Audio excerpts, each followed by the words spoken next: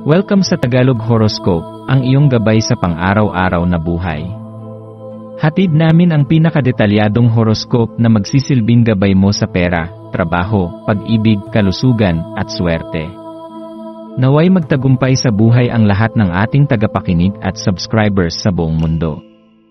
Maraming salamat sa pag-subscribe at tanggapin ang siksik, liglig, at umaapaw na biyayang hatid ng Tagalog Horoscope. Ito ang iyong pang-araw-araw na horoscope para sa Pisces para sa Abril 22, 2005. Sa pagsikat ng araw ngayong araw ng lupa, mararamdaman mo ang isang banayad na paghila sa iyong kalooban, isang mahinahong nudging upang magmuni-muni tungkol sa mundong nakapaligid sa iyo. Ang mga sandaling ito ay madalas na humahantong sa mas malalim na mga pagninilay ukol sa balanse ng kalikasan at ang iyong lugar dito. Ang iyong mga emosyon ay maaaring magbuhos at mag-alon ngayong araw, kaya't mahalagang maging mahinahon sa iyong sarili, habang tinatahak mo ang agos ng iyong mga damdamin. Habang ikaw ay lumalapit sa mga sandaling puno ng intensyon at emosyon, huwag kalimutan na yakapin ang iyong likas na pagka-Pisces, ang pagiging sensitibo sa mga maliliit na detalye ng buhay, at ang malalim na koneksyon sa kalikasan. Ang iyong damdamin ay isang mahalagang bahagi ng iyong paglalakbay sa buhay, kaya't maglaan ng oras upang maramdaman ang bawat sandali at pag-isipan ang mga mahahalagang aral na iyong natutunan mula sa iyong mga nararamdaman. Minsan, ang ating mga emosyon ay nagsisilbing gabay sa mga desisyon at hakbang na ginagawa natin sa araw-araw. Habang ang ating mga celestial na gabay ay patuloy na dumadaan sa Aquarius, isang pagbabago patungo sa mga makatawid na ideal na makatao ay maaaring magpasik sa iyong espiritu. Maaaring makakita ka ng inspirasyon sa mga adhikain na tumutugma sa iyong pakiramdam ng komunidad at malasakit. Huwag matakot tumuklas ng mga bagong pagkakataon upang maglingkod sa ibang tao, dahil sa ganitong mga pagkakataon ay makikita mo ang mas malalim na kahulugan ng iyong layunin. Ipinapakita ng iyong likas na ugali ng empatya at malasakit ang iyong kakayahang magbigay ng makatawid na suporta sa mga nangangailangan. Sa makatuwid, ang araw na ito ay isang magandang pagkakataon upang ibuhos ang iyong lakas sa mga proyekto o mga sanhi na may kinalaman sa pagbibigay ng kabutihan sa iyong kapwa.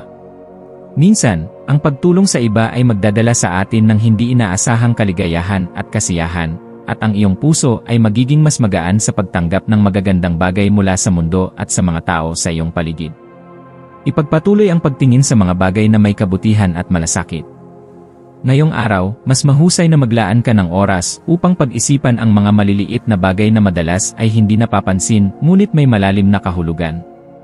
Ang mga simpleng bagay, tulad ng isang mahinahong simoy ng hangin, isang tahimik na pagsikat ng araw, o ang init ng mga ngiti ng mga taong malapit sa iyo, ay may kakayahang magbigay ng pagpapalakas ng espiritu at kaligayahan sa iyong araw. Sa mga simpleng sandali ng kasiyahan, maaari mong matutunan kung paano magpasalamat at makita ang kagandahan sa lahat ng aspeto ng iyong buhay. Habang ang mundo ay patuloy na umiikot at ang mga tao sa paligid mo ay abala, magsimula sa pagnanasa na maglaan ng oras upang tanggapin ang mga simpleng regalo ng kalikasan at ng buhay.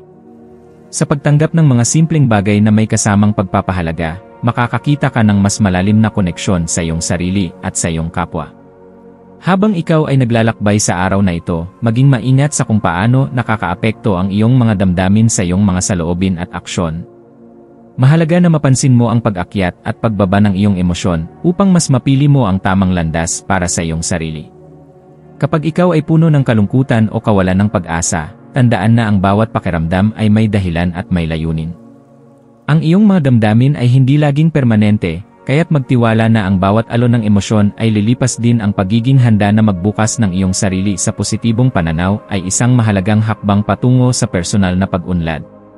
Kung ikaw ay dumaan sa isang masalimuot na sitwasyon, hayaan mong ang iyong likas na gabay, ang iyong intuisyon, ay magbigay linaw sa iyong mga susunod na hakbang.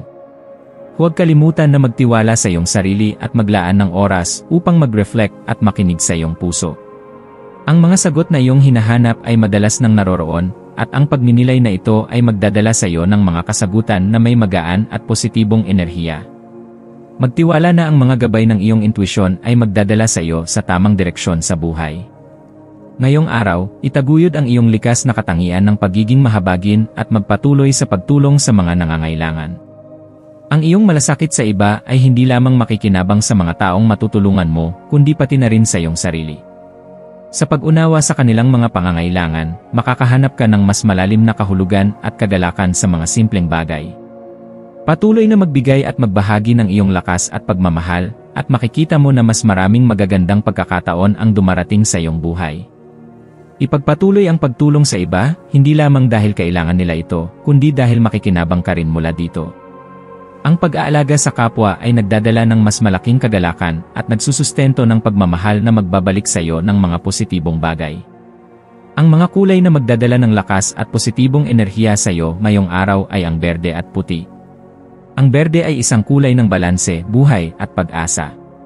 Habang ang puti naman ay nag-ugnay sa iyo sa kalinawan ng iyong layunin at pagninilay. Ang mga kulay na ito ay magiging gabay sa iyong araw, magdadala ng kapayapaan, at magbubukas ng mas maraming pinto ng pagkakataon sa iyong buhay. Ang maswerteng numero para sa iyo ay 3 at 8. Ang numerong 3 ay simbolo ng pagtutulungan at harmonya, habang ang 8 ay nagdudulot ng swerte at tagumpay. Samantala, ang maswerteng gawain na makakatulong sa iyong kalooban ay ang maglaan ng oras upang magmeditasyon o magdasal upang mapalakas ang iyong panloob na lakas at magbigay ng gabay para sa mga susunod na hakbang sa iyong buhay. Sa pagtatapos ng araw, huwag kalimutan na ang bawat hakbang na iyong tinatahak ay may halaga. Magtiwala sa iyong kakayahan at patuloy na magtiwala sa iyong intuisyon. Ang iyong landas ay puno ng mga oportunidad at mga aral na magdadala sa iyo ng mas malalim na koneksyon sa iyong sarili at sa iyong kapwa. Huwag matakot tumanggap ng mga pagbabago at patuloy na magbukas sa mga posibilidad na maaaring magdulot ng mas magaan na pakiramdam at mas maganda pang mga karanasan.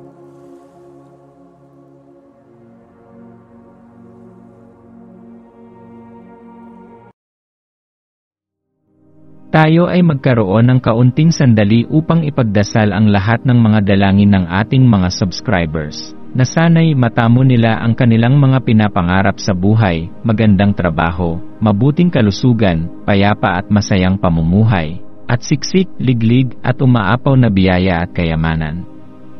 Ipinagdarasal namin ng mataimtim ang lahat ng mga komento sa nakaraang video, at hinihiling namin, Panginoon, na pagpalain mo ang ating mga subscribers ng masayang buhay sa mundong ibabaw. Maraming salamat po.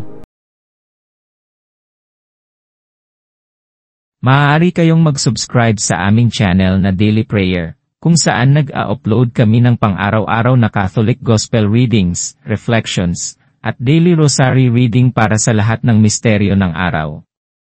Tulungan ninyo kaming buuin ang community na ito at mag-subscribe na. Ang link ay nasa description box. Maraming salamat sa panonood ng iyong horoscope ngayon araw. Naway gabayan ka ng mga bituin sa iyong landas. Huwag kalimutang mag-like, share, at subscribe para sa iba pang cosmic na kaalaman. Hanggang sa muli, manatiling konektado sa universo